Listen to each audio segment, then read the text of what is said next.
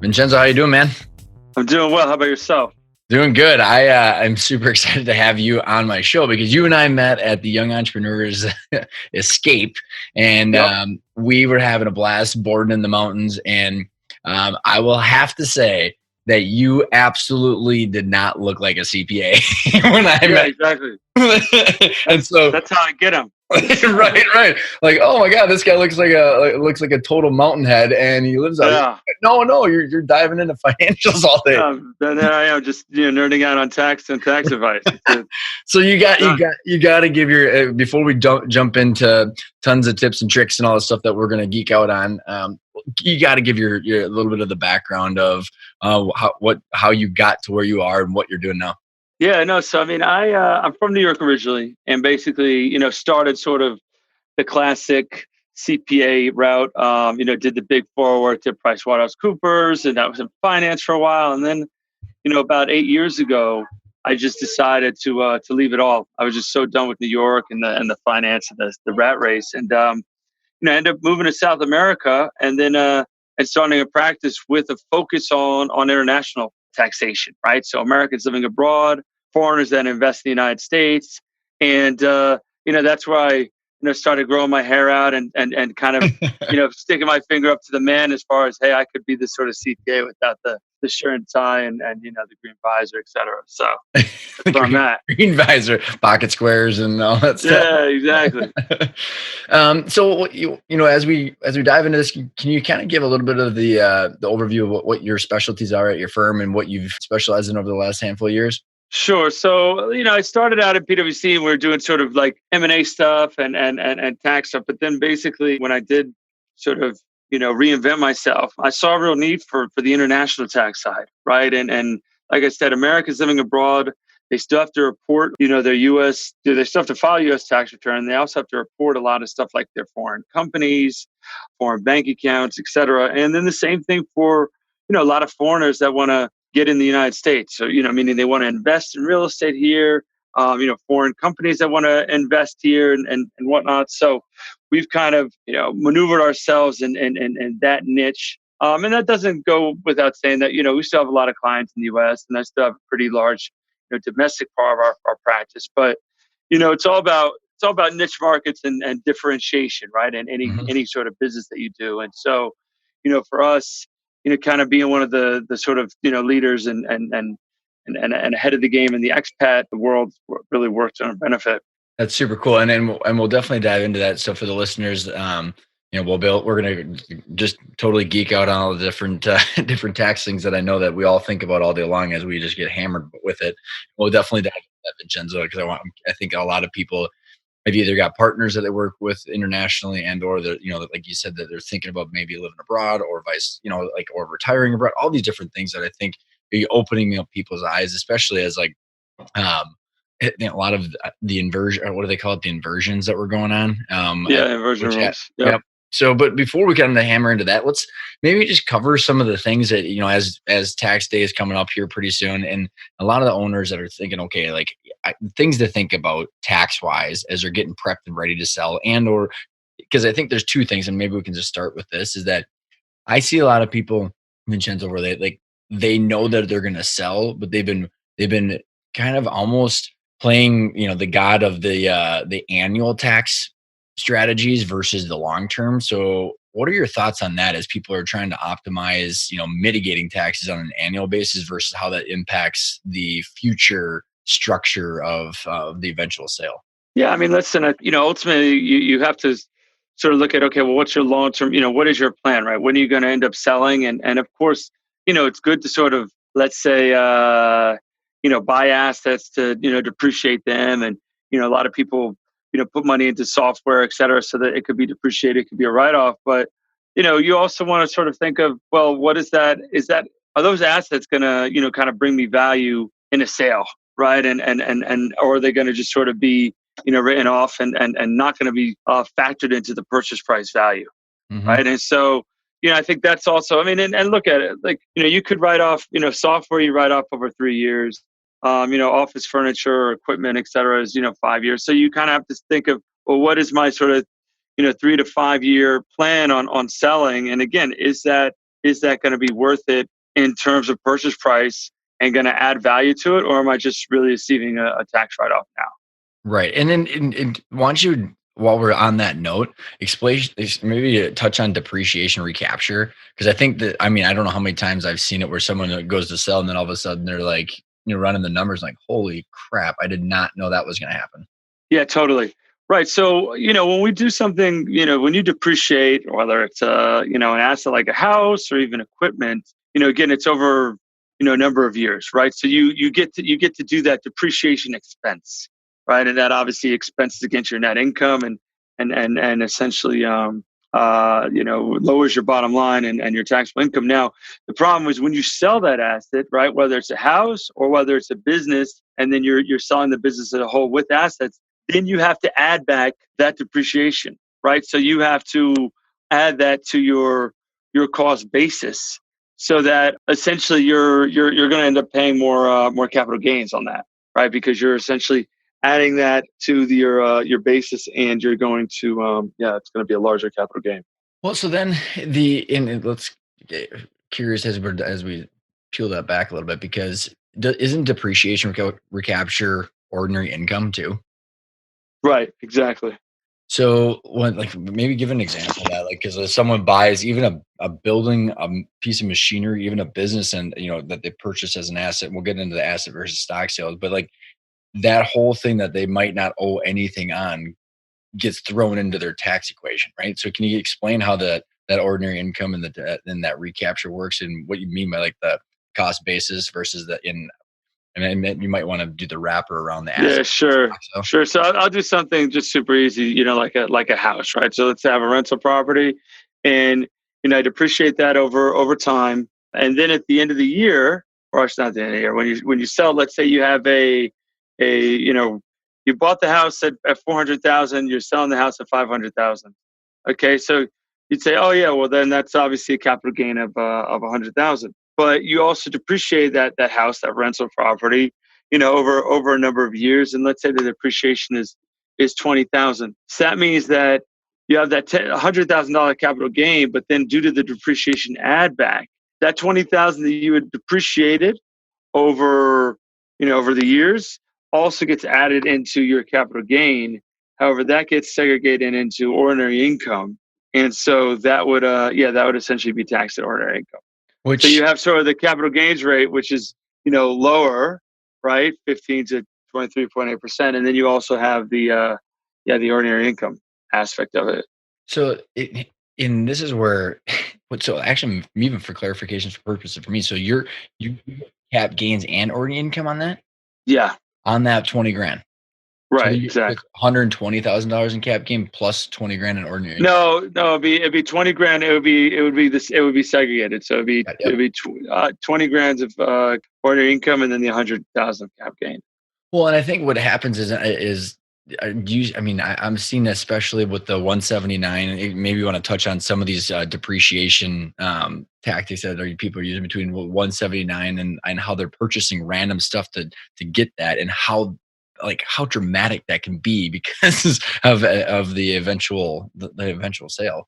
Yeah, exactly. So I mean, that's why it's one of those things where, hey, it's good to sort of take depreciation or the 179 deduction, which means that basically if let's say you buy furniture, machinery, you can deduct it the full amount in the year that you purchased it, right? And so you, rather than depreciate over the 5 years, and if it's $100,000 asset, get sort of 20,000, depreciation expense for each year of those 5 year period, you can just say, hey, I'm going to do a 179 and just take the 100,000, right at then and there that first year, right? But again, I mean, the issue is that you might have this sort of add back later, Mhm. either on the 179 or the depreciation, which again will cut into your cap gain, or will add to your cap gain and cut into what you ultimately end up taking home.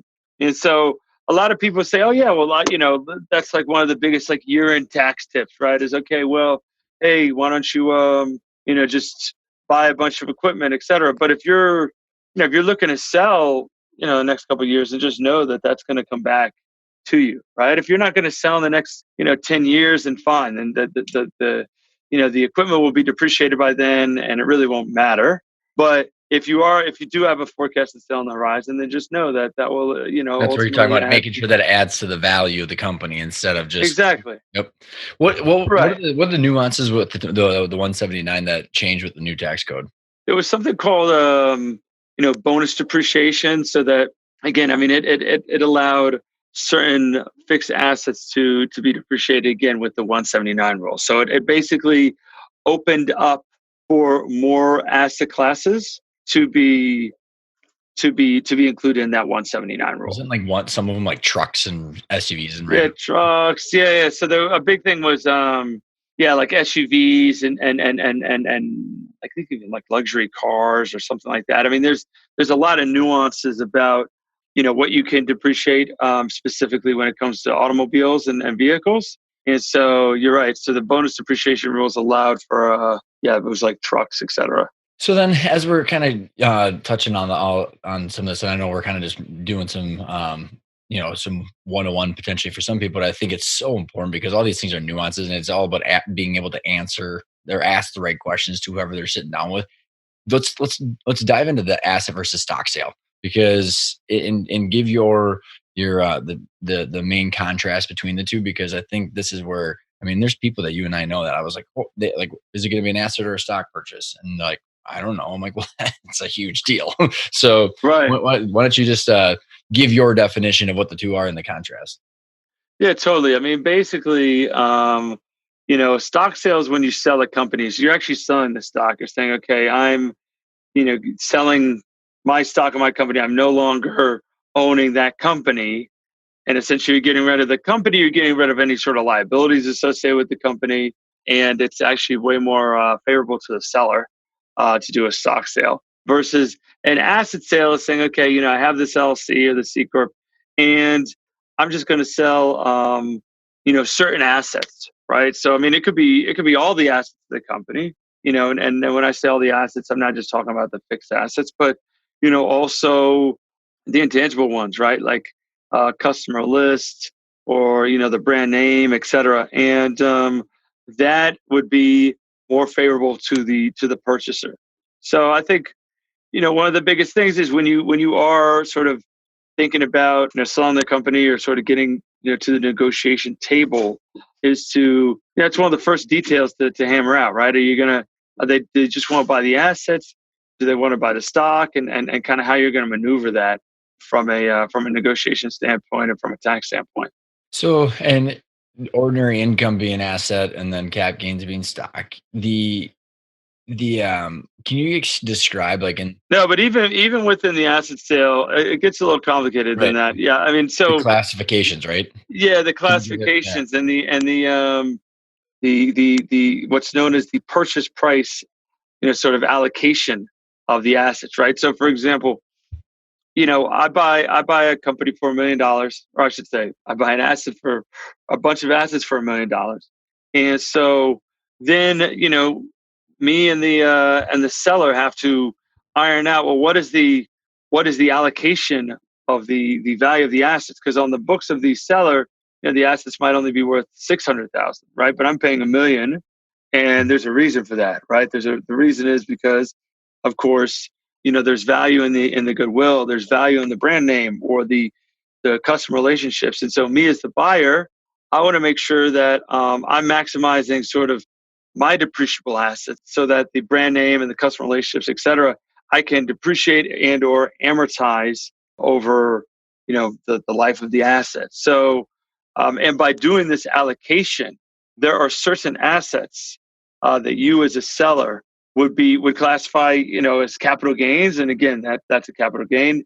And there are some assets, one is like non-compete agreements, where that's something that actually is recognized as ordinary income, right? So if I ultimately agree as a seller to sell a company or to sell an asset, I need to be very aware of what the allocation is of certain assets, because again, some of these assets might be considered ordinary income, and then of course that would be, that's obviously taxed higher than what a capital gain would be. Can you rattle off the list of the different buckets that it can get allocated into? Because I think there's like, what is it, a typical 10 or something like that. I don't know exactly what. Yeah, I mean, it's basically so you have all the fixed assets, right? And then then that goes into the whole depreciation recapture and that story. And then there's customer relationships, there's brand name, there's goodwill, Employment contracts, right? yeah, employment contracts, non-compete. Well, yeah, There's a few others, honestly. and I think what the point of that too is like the fact that all of these are different, and I don't know, I don't know how many deals you've sat at the table where like the buyer ends up pushing what they want into different Right. buckets, and like how like you said, like so you get fixed assets where you get all of a sudden you're getting they're jamming a bunch of stuff and they're saying, hey, all these trucks and cars and inventory that's usually shit or whatever is now getting jammed into fixed assets, and you're getting a bigger recapture. So there's Yeah. just a huge jigsaw puzzle that I'm most of the time the sellers are not aware of. And then all of Yeah. a sudden, like stuff happens and they just don't even know why. Yeah. No, I mean, I think, specifically when it comes to that, that's the biggest thing, right? I mean, if you're going to agree to an asset sale, which, fine. I mean, it is what it is. I mean, it's not the end of the world, obviously. Like, but you better be ready to, negotiate hard and figure out the values, the purchase price allocation for all these assets and do so in a favorable manner, right? Well, Because again, right. a lot of times, the stock sale might be the easier way to go, or I should say, the asset sale might be the easier way to go because the buyer wants it, but you need to be ready to figure out the value of the assets. And this is where you're having your attorney and the CPA all working on this stuff. And dude, like, I don't know if the listeners have heard my story, but this is where like our CPA did not have a lot of acquisitions under his belt, even though they were a big firm. And like if you like there's just like, oh, we're just like nonchalantly doing this stuff, and like the numbers would literally swing so huge as like this was as these allocations were happening. And Vincenzo, aren't there Yeah, like different like thresholds that you can, because like you can't play a ton of games. Correct me if I'm wrong, isn't it like inventory that it's just an expense, so it's good for everybody? Like you can't have like 100% inventory, like depending on yeah, how you do it, right? So I don't know, is there like different like ranges that you can that a typical deal would have? yeah. I mean, again, like for example, with fixed assets, you have to sort of be, within reason, and there is a sort of rule of thumb on a lot of these things. But yeah, like I said, I mean, I think it's really, the art is in the intangible asset side and their associated value, because that's really where you're sometimes you're sort of sticking your finger up in the air, et cetera. What are some things that you see people doing or that you have liked that are associated with the deal structure and the transaction like this? I mean, they're creative things that you're seeing people do. I mean, I think another aspect of deal structure or whatnot is like, again, the sort of the state and local taxes. And, if you're, I mean, it depends on if you have like a bricks and mortar business for something that's essentially online, like an online business. We help a lot of people like who are Amazon sellers and stuff with this. So maybe, Hmm. what I do is more, yeah, like online, if you will. But again, also being aware of where you're a tax resident at the time you're selling a company. So, for example, one thing when people are preparing or looking to sell is changing residency, right? So, like I've helped people that are moving from New York to Florida, or people that go from California to Nevada, and so in that move, it's not just, oh, let me just move. No, it's like, okay, you have to literally, we had somebody take a picture of him holding a newspaper in front of a moving truck, that shows, okay, this is the date I move. And then, 2 days later, the same picture, down in Florida. Right. I mean, and, but this is like, this is real life, because, these states will go after, people that try and move before they make a big sale. Well, let's actually dive into this, Vincenzo, because I mean, I literally had a client that given the crappy weather we've had in Minnesota, like the longest winter ever, they went down on Yeah. vacation, they came up, and their 10-year transition plan accelerated to 90 days. Like, I'm done Yeah. moving to Right. Florida. It's like, Totally. okay, yeah, but like then it's but I'm like, okay, that impacts your estate plan, your financial plan, your real estate plan, the business plan. I mean, it like ripples into everything. So like can you like hammer out like what are the logistics, because like you just said, I think a lot of people underestimate like the loophole, right? Or they think that they can just quickly, 6 months in one day, but like, isn't it like you can't even have your service providers or charities and stuff? So can you kind of just give Yeah, us? no, you have to do. I mean, it's all about a fact pattern, right? And sort of what's on paper.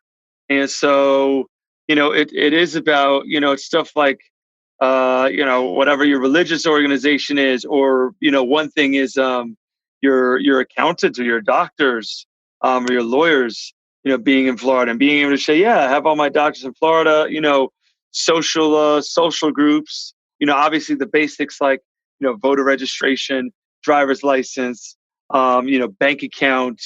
I mean, there's a whole sort of checklist of stuff, but yeah, I mean, again, it's sort of, showing that you're cutting ties with your former state and that you have ties with this new state, yeah, like Florida, You actually have to Nevada, do it for the Washington. most part. Yeah, you have to do it. I mean, you know what I mean? Like having a utility bill and showing that you're residing in another state, and then it can't be just like, oh yeah, like, 184 days, like just one day over. I mean, you really, if you're going to do it, do it right. Because if you do have sort of a big sale and a big gain, and you're no longer claiming residency in your former state, that's a taxable state, then they're going to try and come after you. I mean, New York, California, those are greedy states. They're, Well, they're Minnesota's one of them. bankrupt.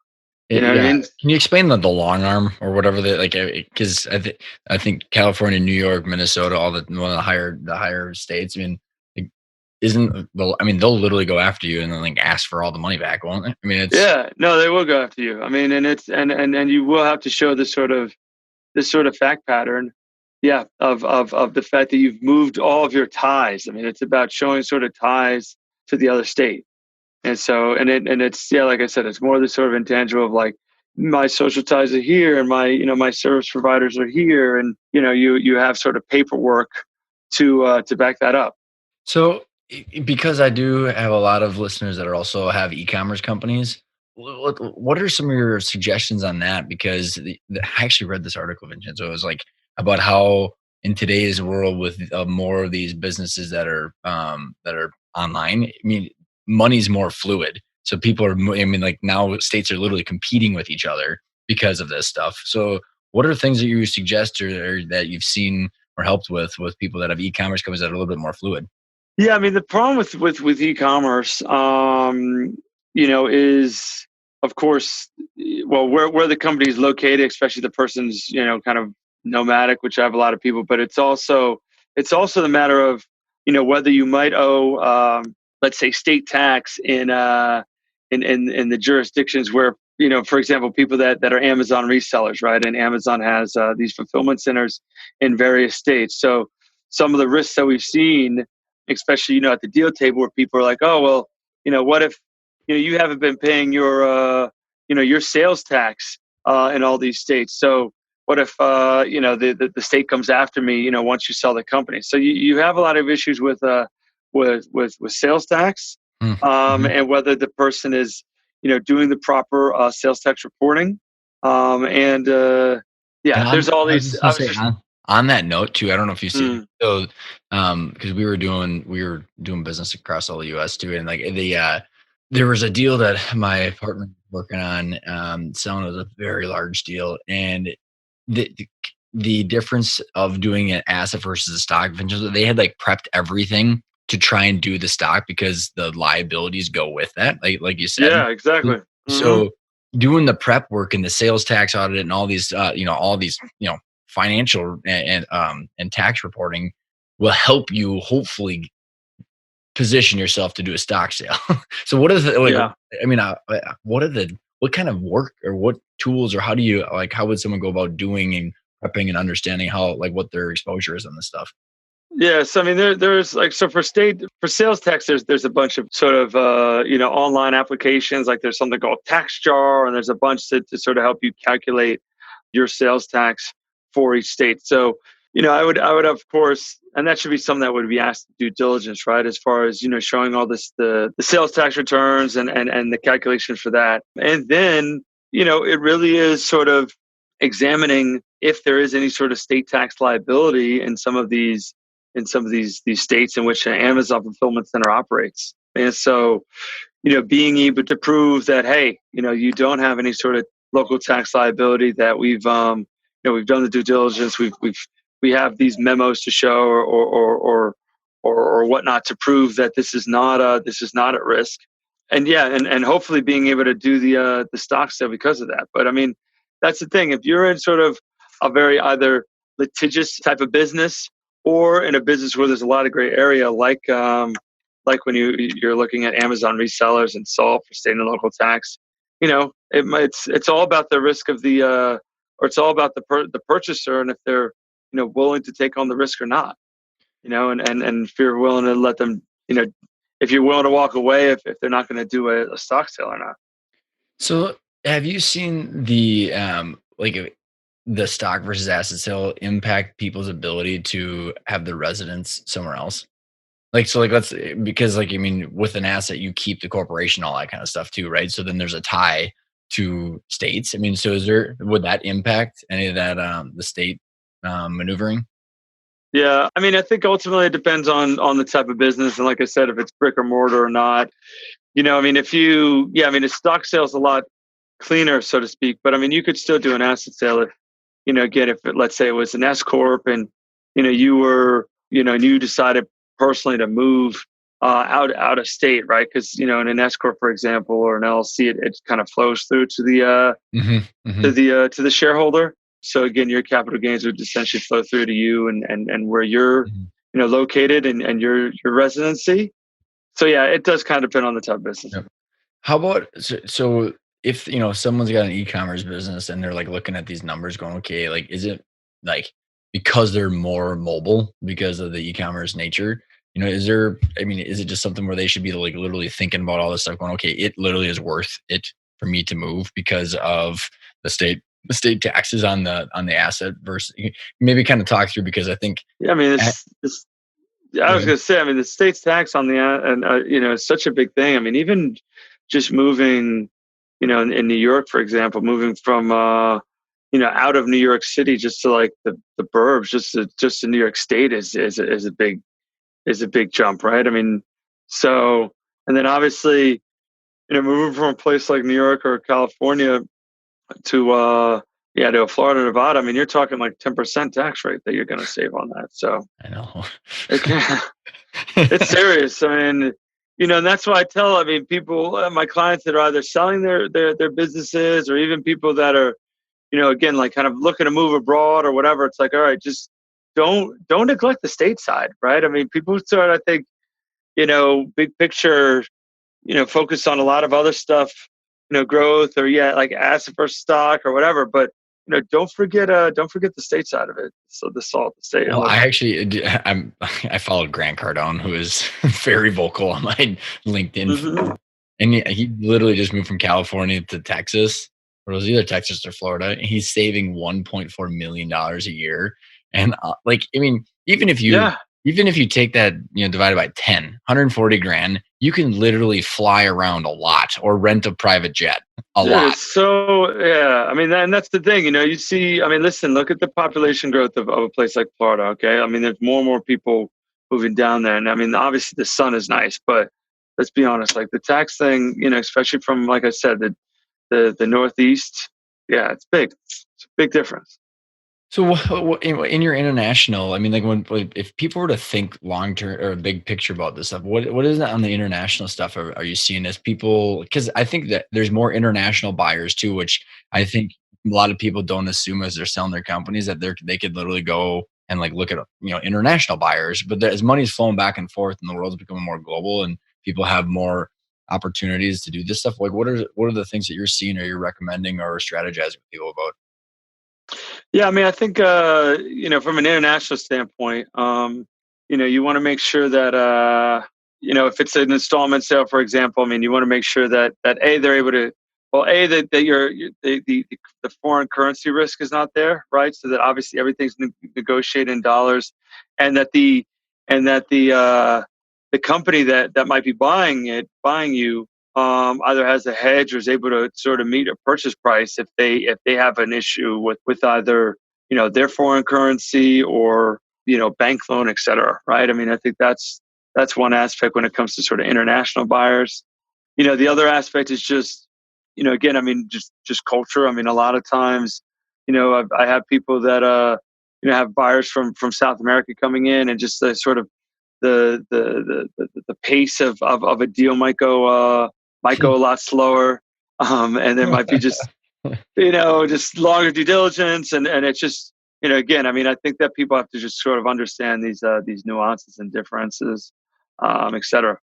And weren't you helping people too? Like, well, I mean, even consider moving abroad and stuff like that. I mean, so how does the international tax play a role into what people should be thinking about? Yeah, and that's the other side, right? Is again, if people do have, you call it online businesses, or even let's say they have a brick and mortar business, but they're don't need to be in the office every day, et cetera, then there are some advantages for moving abroad. And when I say moving abroad, I mean not just like, oh, I'm gonna go like to Europe for 3 months or whatever, but literally kind of moving your life. And then it doesn't mean that you can't ever come back to the United States, but it means that, call it 9, 10, 11 months out of the year, you're outside the US. And the advantages of doing that are the following. You are allowed to earn up to $100,000 tax-free income, right? And that's called the foreign earned income exclusion. So you could be sitting in the Bahamas, working for your US company, right? Or getting K1 distribution for an S corp LLC, whatever. But because you are physically located outside the United States working, you get that first $100,000 tax free. Now, if you have a No spouse kidding. that's also working, then you each get the $100,000 foreign income exclusion. Okay, What? so that's basically $200,000 tax free. Plus, like I said, the state and local tax obviously would be eliminated too, because you're not living in a state. How does that, like, okay, does that get taxed by your current like residency or the country that you're living in then, or how does that work? So, it could be, again, I mean, that obviously depends on where you're living outside the United States. So, for example, I mean, obviously there's a lot of, countries where they have zero tax, like in the Caribbean, Panama, Asia, Hong Kong, Singapore. Then there's some countries that offer incentives for people to move there. So, Israel has like a 10-year incentive. Portugal has an incentive like for where it's like a 20% flat tax. There's tons of places.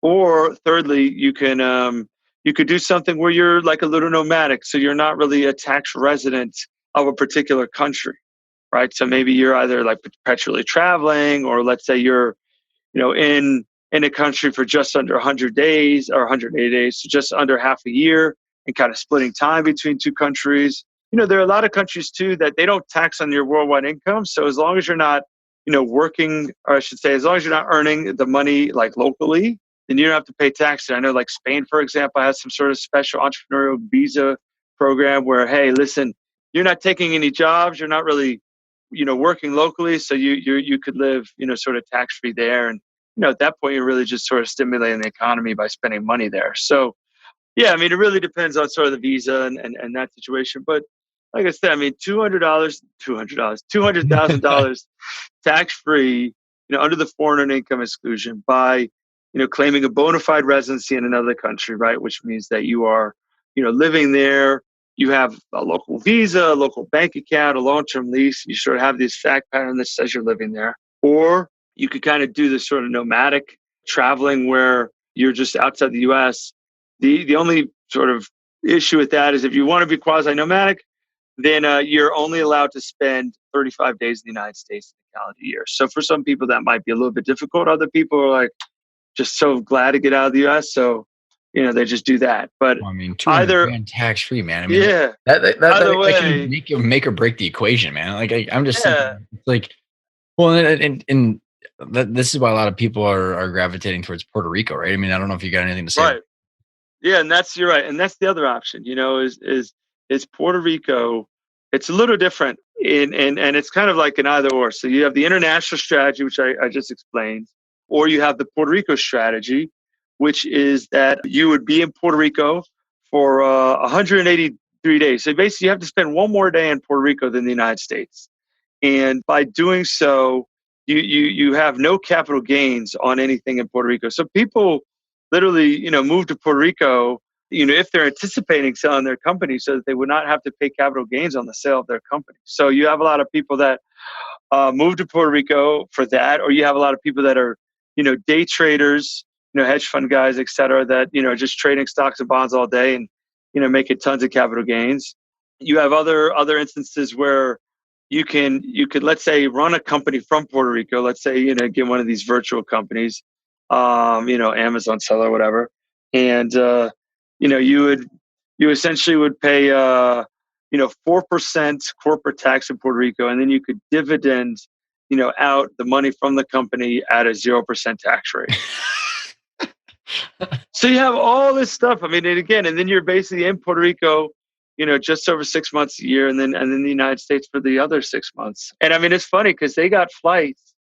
I mean, now that this has become such a big thing in Puerto Rico, it's like, if you're in Puerto Rico over 1 minute, past midnight, then that means you're in Puerto Rico for a day. So now they have all these flights that like leave Puerto Rico like 12:30, 1 in the morning. You know what I mean? So people get like, oh yeah, this day counted. You know what I mean? And it's a real thing. I mean, and it's Yeah, because you could so you literally you could chalk up a bunch of days by just doing that. yeah, chalk them a bunch of days by doing that. And so yeah, I mean, Well, now you think have a about lot of that tax because incentives there. right, I was just saying, And now think about that if you were gonna do a stock sale in 3 years or whatever the heck it is, I mean, like, you yeah, really wouldn't pay any cap gains on that. yeah. I mean, you know what I'm saying? So you really, it pays to sort of plan out your residency and how long you're going to be, because you do have to do sort of a pro rata share of, okay, this is how much time I spent owning the company in the US versus this how much time I spent owning the company in Puerto Rico. And then that would essentially be your capital gains tax free. Right. So Well, it's yep, so you yep. can't Oh, do yeah. like you can't do something I mean, what you can't really do, and that's actually the thing, because the rules changed a bit with this, is also part of the rule change with the Trump tax plan, et cetera, which is, yeah, you can't just say, all right, you know what, I'm going to sell my company next week. I'm moving to Puerto Rico tomorrow. Do you know what I mean? You have to sound sweet, but you can't. It's not that easy. But again, I mean, if you're just, let's say, move to Puerto Rico for like a year or two, and you're really not moving there when you're splitting half in Puerto Rico, half in the U.S.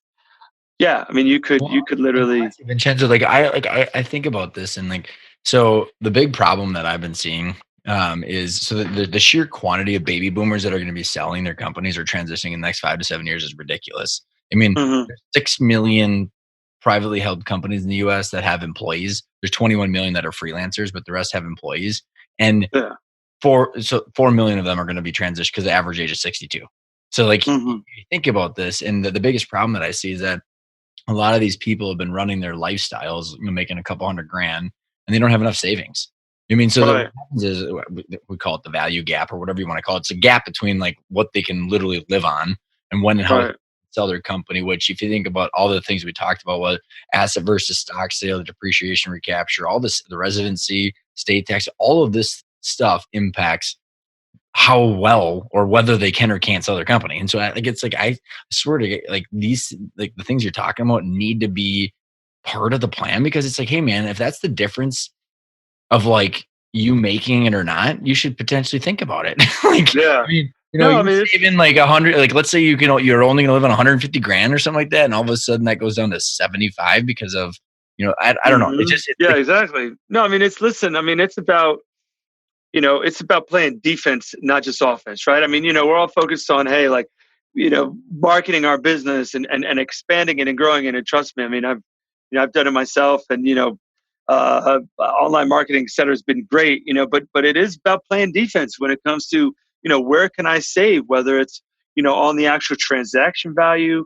whether it's on, even the cost of living of moving to a lower, or low cost country or a low cost state or low tax state. Do you know what I mean? And ultimately sort of what your take home is and what your net is, right? And whether it's, Puerto Rico or moving outside the US, and like I said, you could still operate a US company. I mean, you could if you can, you could go the extra mile and form a Puerto Rico company and do it that way. Or, we do stuff kind of like the Googles and the Apples of the world where, you can have a foreign company. So if you're living outside the United States, you could have a foreign company, and you can effectively pay, a 10.5% tax rate on the net income by, having a U.S. C corp own a foreign company in like Hong Kong or no tax jurisdiction, and then you pay yourself 100,000 for the foreign earned income exclusion.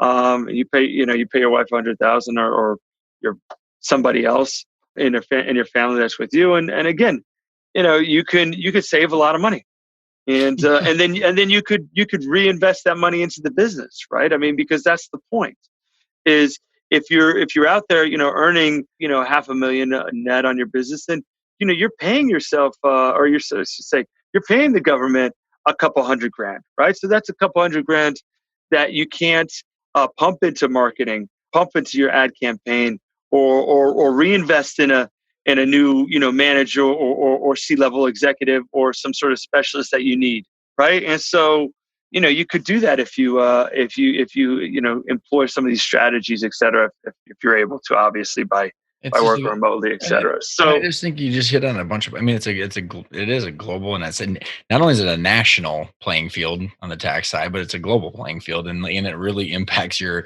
ability to make these numbers meet. Not only that, but like it's so easy to get places these days, and with it's the so technology, easy. right? You and I It's mean, so we're easy, halfway man. I across the mean, world, and we're jumping up on video. yeah.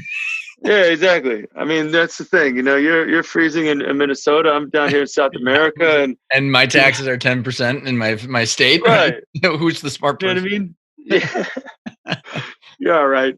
No, but I mean, that's the thing. I mean, and it's just, I mean, it's a global economy, and and everything's digital. So, I mean, I've seen a lot of people, again, entertain these ideas, and implement these ideas, of working virtually, having a remote team, and yeah, and then obviously saving on their taxes, and quality of life and lower cost of living, et cetera, et cetera. So Well, it's so it's crazy, Vincenzo. it's Like very real.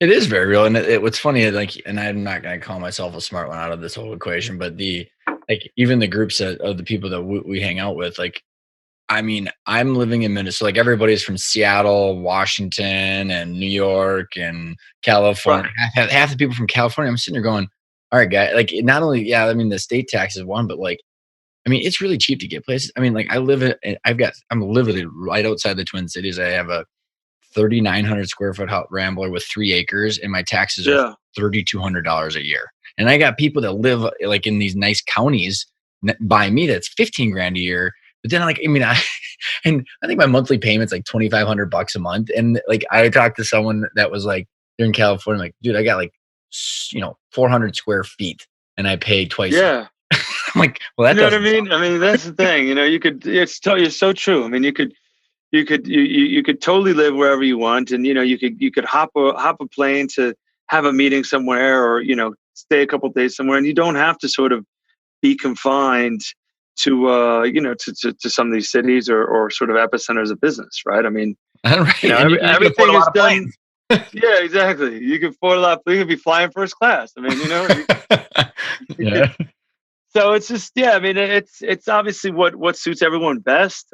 But I think that, especially sort of our generation, more so than like our parents' generation, like people are okay with, what, let's hammer out some things, virtually, and then, of course, like if things get up to it, or you want to, seal the deal, or sit across from somebody, of course you could just fly there for the week or whatever, and get things done. I mean, it doesn't have to always be face to face. And I think, when you look at virtual teams, et cetera, that's also, we've kind of found, people could run effective virtual teams doing so.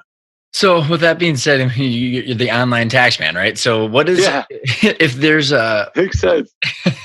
so what if there's anything that you want to maybe summarize what we've talked about, because we covered some good ground. What would it be, or what would be your takeaway that you leave people with, and then what's the best way to get in touch with you? Yeah, I mean, listen, I mean, the website is onlinetaxman.com. We have another one called globalexpatadvisors.com as well. And basically what we do is we advise people, both, people that live in the States, that even are looking at dabbling in investments outside the US. And, there's a lot of reporting requirements for having foreign bank accounts, foreign investments. So people that want to maybe diversify the United States, or, like I said, I mean, people that are looking at exploring either moving outside the U.S., moving to Puerto Rico, and have any sort of international tax flavor to their situation. So we would essentially help with all the tax planning, preparation, compliance, et cetera, for doing so. So, and obviously with that comes M&A, but it's more than that. It's really sort of understanding the lifestyle and what people could save by doing so. Vincenzo, man, I had a blast on the show. I appreciate you coming Yeah, on. it was a good time. Stay warm in Minnesota. Thanks, man.